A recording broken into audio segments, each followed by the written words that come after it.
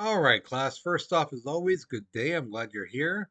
So this lesson, this today and on your next one, they're about the slave trade. This is the lesson I was meant to teach you guys a couple lessons before, but I just totally forgot about it, and I'm so sorry.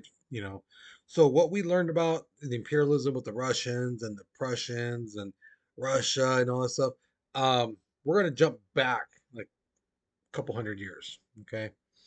And then when we finish this off, we'll be jumping back into the industrial era, the imperialism era, things like that. So we're just going to jump backwards a little bit.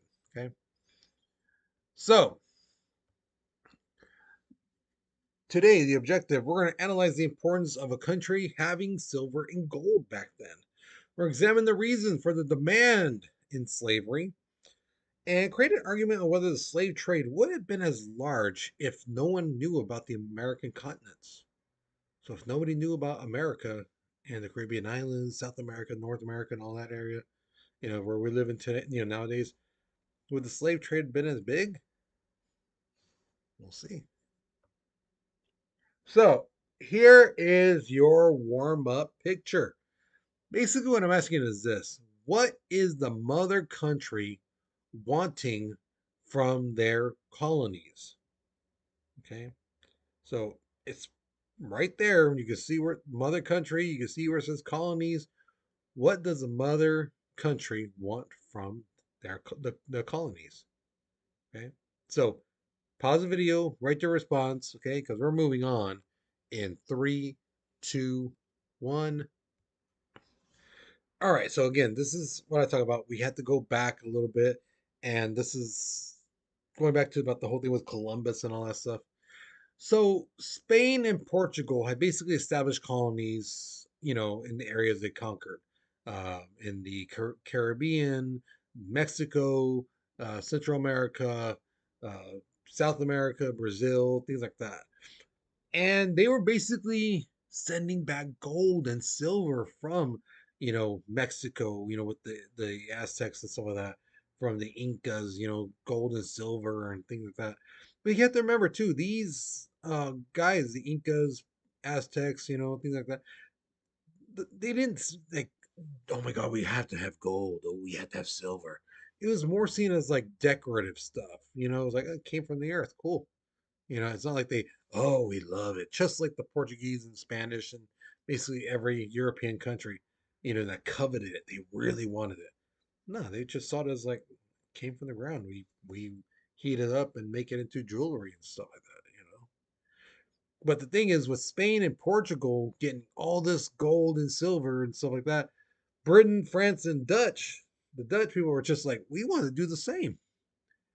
So this gave birth to mercantilism.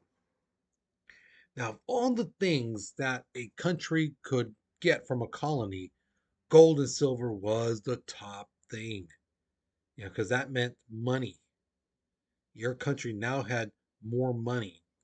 They take gold, turn it to coins and things like that, use it to buy things for themselves from other countries and stuff like that. So, yeah. So these colonies were sending back gold and silver. But the thing is, these colonies are like, well, we need some stuff too. And these mother countries are like, oh yeah, we got to keep them happy. We got to keep them going to dig up more gold and stuff. So they were like, okay, well, what do you want? What do you guys need? You know, well, we could use some stuff from home. Like chairs, tables. Yeah, no problem. We'll put it on a ship. So we'd load up these ships, send it from like Spain and Portugal, send it to the Americas, like in Mexico and stuff like that. And then they'd be like, okay, now on the ship back, send some gold and silver. Just saying. So the exports, these are things leaving a country. Exit. So things like exit. Yeah, you exit a building, means you leave. That's the same thing. Export, things leaving the country, right? From the colonies weren't as precious to uh the colony people as it was the imports coming into them. Imports mean things coming into your country. So so think of import, okay, and export leaving. Import, export. Okay. I've used this way of remembering since I was really young. It works. So hopefully you guys remember that. Okay. Now, in order to get involved, with this whole balance of trade stuff, the government need help from companies. So they would do is like, hey, we need you to send some chairs, tables, clocks, whatever. And these companies are like, well, yeah, we could send some stuff. I mean, but it's gonna take some time and things like that. We got orders. They'd be like, no, no, no, no. Okay, I'll tell you what, we'll give you extra money. These are subsidies. We'll give you extra.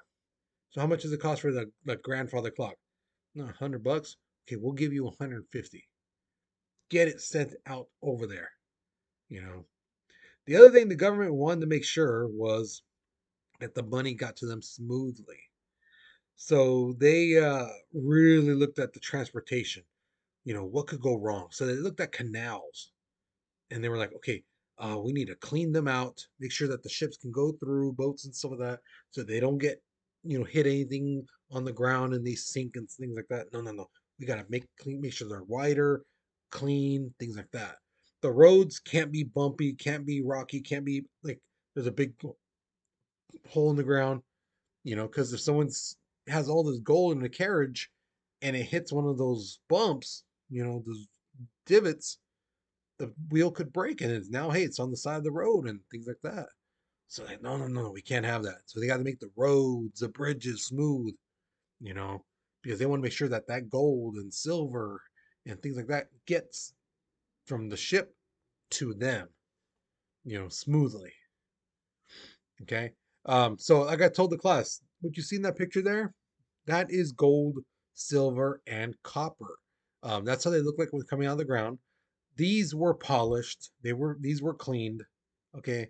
But how they come from the ground in chunks like that. Okay. Now here's the thing. To make sure that the gold stayed in their country, and didn't go to other countries, because people were buying stuff from other countries.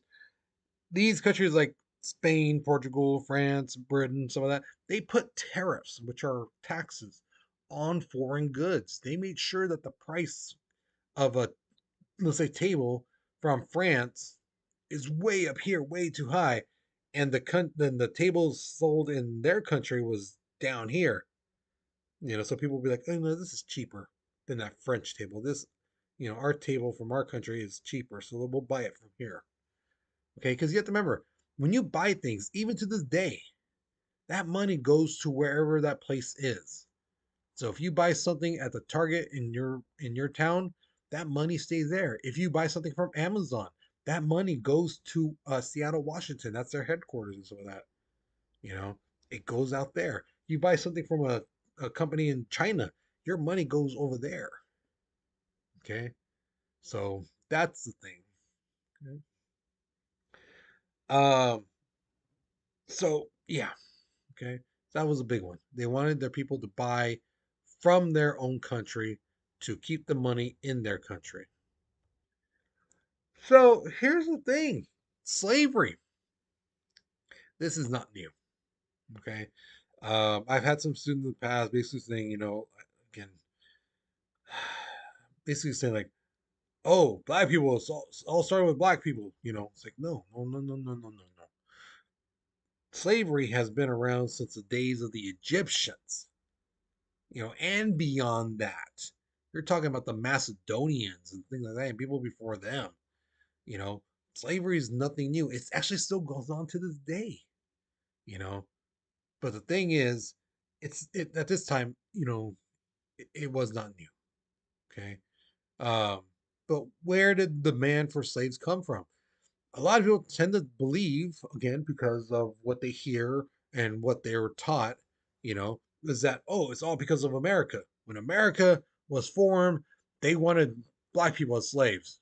No, no, believe it or not, the demand for African slaves came from Southwest Asia. Yeah, they didn't want them, in the field and like doing all this field work and stuff like that. No, no, no.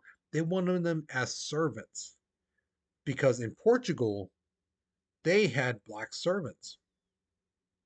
Okay, because back before this time, back when um, before Spain and Portugal founded, before even Columbus came over, Portugal and Spain were controlled by the Moors, and the Moors were people from Africa, and they controlled that area. So when they got their independence, Spain and Portugal, they kept some of the black people around and made them their servants. That's where it came from. The Asian people were like, that's a pretty good idea. We want one of those. So that's where it came from. That's when it started. Okay. It was in America. Okay. Now, the demand really started to rise again when America came in, but it didn't start with America. It started coming up. The demand for it really started to rise. And again, it wasn't just America, it was the Caribbean islands, believe it or not.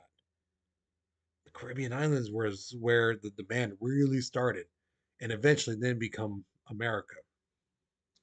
Because the thing is, sugarcane was huge in the Caribbean islands. Yes, there was sugarcane in Europe, but those sugarcane were small. They didn't taste that good. And yeah, it tasted a little sweet, but it's just a little bit above salt. You know, it wasn't that great. But when they planted sugarcane in the Caribbean islands, Jamaica and places like that, um, they realized, oh my God, this sugarcane grows faster, it's larger, and the taste is phenomenal. It's so sweet, so good. So that's where like, okay, we need to plant a bunch of these. And so they made basically made a plantation of sugar canes, and they're like, we need people to harvest this, and that's where the demand for African slaves came in. Okay, uh, for Brazil, the Caribbean islands, they needed those guys. Now these sugar canes, they can grow anywhere from 4 to 12 feet tall. They're huge. Okay, and yes, it is very sweet. You know, from my understanding, it is extremely sweet to, crack it open and eat the middle part of it. It's like very sweet. All right. So here is my question to you. Do you think that people inside of a country, let's say like the US, should buy only things made from our country? So should we only buy stuff made from the USA and some of that? So think about it like this. Look where your clothes, your shoes, your Xbox, PlayStation, your TV and all this stuff. Where is it made from? Look that up. It's not that hard to look it up on Google. Find out where it's made, you know, and tell yourself, should we only buy American stuff or should we be allowed to buy from anywhere, whomever, wherever? Okay. So don't forget to tell me why, too. Why do you believe that? All right. So once you've answered this question, you're done with this lesson. So hopefully you learned something new. Hopefully you enjoyed it. All right. So you guys, you take care, you be safe, and I'll see you guys later. Okay.